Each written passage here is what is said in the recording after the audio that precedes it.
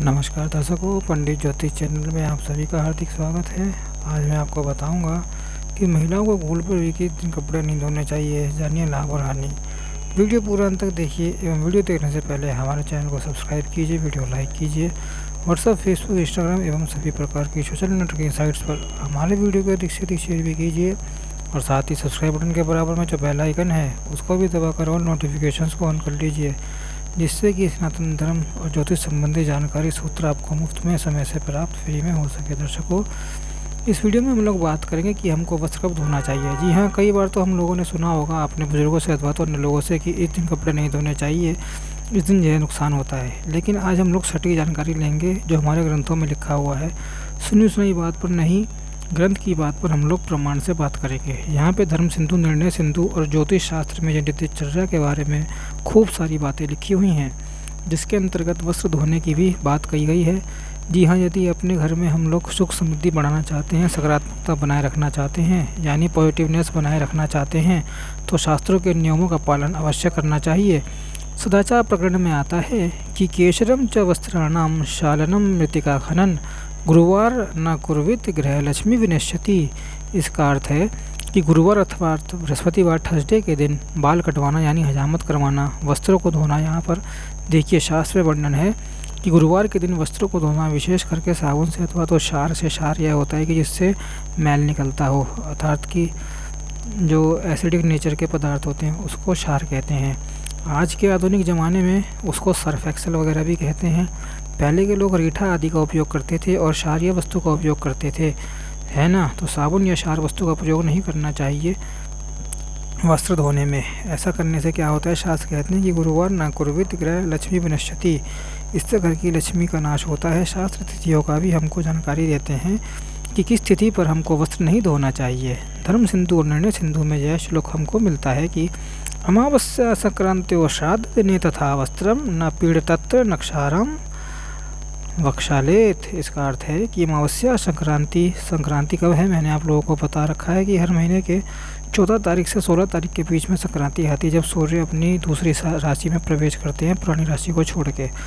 अमावस्या तो आप लोगों को पता ही है। तो अमावस्या, संक्रांति और श्राद्ध के दिन यानी श्राद्ध पक्ष जब चलता है, अथवा तो वार्षिक श्राद्ध जिसके घर में आता है, अथवा तो किसी के घर में किसी का शरीर देव शांत हो गया हो, तो वहाँ पर भी जो श्राद्ध कर्म किया जाता है उस दिन आपको वस्त्र निचोड़ना नहीं चाहिए, ना ही वस्त्र धोना चाहिए।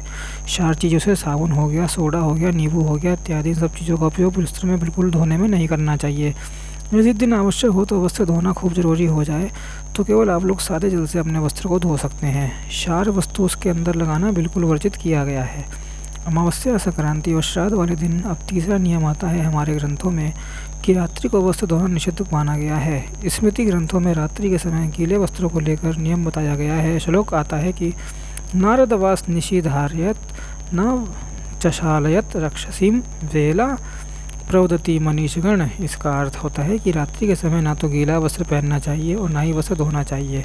विद्वान लोग रात्रि के समय यानी संध्या के बाद यानी सूर्यास्त के बाद को आसुरी शक्तियाँ यानी नकारात्मक ऊर्जा का समय मानते हैं, और रात्रि को जो लोग गीले वस्त्र पहनते हैं तो वो नकारात्मकता उस व्यक्ति को प्रभावित करती है। इसलिए आपके बुजुर्गों ने अथवा तो माता पिता ने सिखाया होगा कि सूर्यास्त होने से पहले पहले कपड़े बाहर से उतार कर ले आओ।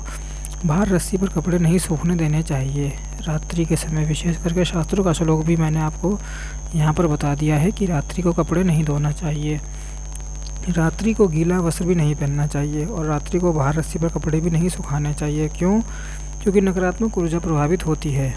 अब शास्त्र एक और नियम हमको बताते हैं कि स्नान के बाद ना वस्त्र धोने का नियम रखना चाहिए। स्नान के बाद उतारे हुए कपड़े ना अति अशुद्ध माने गए हैं, उन्हें तुरंत धोने का संकेत आचारक ग्रंथों में मिलता है। श्लोक आता है आचारक ग्रंथ में कि स्नानम कृतवासस्तु नशेत प्रक्षालितम। इसका अर्थ होता है कि स्नान करने के बाद जब तक व्यक्ति गीले हुए वस्त्रों में हुआ है उसे अपने उतारे हुए वस्त्र अथवा तो बिना धुले हुए वस्त्रों को नहीं छूना चाहिए। अथवा तो जब हम लोग स्नान कर लेते हैं तो जो गीले वस्त्र हैं तो हमारे वह अतरंग वस्त्र हैं, उनको कम से कम धो लेना चाहिए।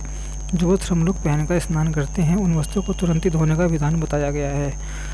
कई लोग क्या करते हैं कि अपने अतरंग वस्त्रों को भी जो पहनकर हम लोग स्नान करते हैं उसको भी रख देते हैं कि बाद में धो लेंगे। यह बिल्कुल मना किया गया है, निषिद्ध है हमारे शास्त्रों में, और वह वस्त्र ना सबसे अशुद्ध वस्त्र माना गया है और ऐसे वस्त्र से हमको ही धोना चाहिए। जितना हो सके अपने अतरंग वस्त्र स्वयं धोने का प्रयास कीजिए, अर्थात कच्छा, बनियान और वो जो औरतों के होते हैं, आप समझ जाइए। दूसरे जो अपने अतरंग वस्त्र, अतरंग मतलब जो इनर हम पहनते हैं, जैसे कच्छा, बनियान इत्यादि, जुराब वगैरह, दूसरे से अपने अतरंग वस्त्र नहीं धुलवाने चाहिए, इससे पुण्यों का नाश होता है। अगला प्रश्न यह आ सकता है कि एकादशी और अमावस्या पर भी यदि हमें आवश्यकता पड़ जाए तो हम क्या करें। तो मैंने आपको बता दिया है कि इस दिन भी यदि आवश्यक पड़ जाए तो आप केवल पानी से अपने वस्त्र धोकर निकाल सकते हैं। एक चीज़ मैं आपको और बताऊं, जिस तौलिए से हम लोग अपना शरीर पोंछते हैं, देह पोंछते हैं, उसको हमेशा धो देना चाहिए। कई लोग क्या करते हैं, सिर पोंछ लेते हैं, हाथ पैर पोंछ के ऐसे ही रख देते हैं। नहीं, जिस तौलिए से हम लोग अपना देह पोंछते हैं उसको हमेशा स्नान के बाद धो देना चाहिए।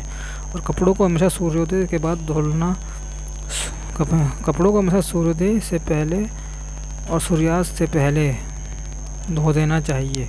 कपड़ों को सुखाने का कार्य हमेशा धूप में करना चाहिए। अब अगला चीज़ आता है, ठंड या सर्दियों में समय चल रहा है तो अगला चीज़ आता है कि क्या हमको कंबल भी रोज़ धोना चाहिए, क्या हमारे स्वेटर भी हमको रोज़ धोने चाहिए जो ऊन के बने हुए हैं। तो जी नहीं, इसके लिए अग्नि पुराण में और यज्ञवालक की स्मृति में इसका वर्णन आता है कि ऊनाम च प्रोक्षणम बहु वस्तुते प्रोक्षणम, यदि उन्हीं वस्त्र गंदे हो जाए तो उनको बार बार धोने की आवश्यकता नहीं है। देखा आपने, बोलो राधे राधे। उन पर जल छिड़क देने मात्र से, धूप और हवा दिखाने देने मात्र से पवित्र माने गए हैं। मैंने आपको अग्नि पुराण का और यज्ञवालक की स्मृति का श्लोक पढ़कर भी बता दिया है। तो ठंडी और सर्दियों का जब समय आए तो आप लोग स्वेटर पहने ना, उनको आप ये मत शंका करना कि रोज़ रोज़ उनको धोकर रोज़ रोज़ सुखाना है। शास्त्र आपको इस बात की छूट दे रहे हैं कि आप लोग जल छिड़क देना, धूप में सुखा देना, थोड़ा सा बाहर उसको टांग देना, तो वो अपने आप ही शुद्ध हो जाएगा। तो वह भी थोड़ी सी वीडियो जो आप लोगों ने कई बार पूछा था कि वस्त्र धोने के नियम बताइए, ये शास्त्र में जो मुझे मिला, 4-5 लोग मिले तो मैंने आपको सामने रख दिया। भविष्य में कुछ और मिलेगा तो वह भी आपको बता दूंगा। और पिछला वीडियो आप लोगों ने नहीं देखा तो स्त्रियों को, महिलाओं को बाल कब धोना चाहिए शास्त्र के अनुरूप मैंने वह भी बताया है, वह भी आप लोग देख लीजिएगा। वीडियो कैसी लगी कमेंट बॉक्स में बताएं और हमसे संपर्क करने के लिए डिस्क्रिप्शन में दिए गए ईमेल आईडी द्वारा आप हमसे संपर्क कर सकते हैं। जब तक के लिए ओम नमो नारायणाय, ओम नमो भगवते वासुदेवाय।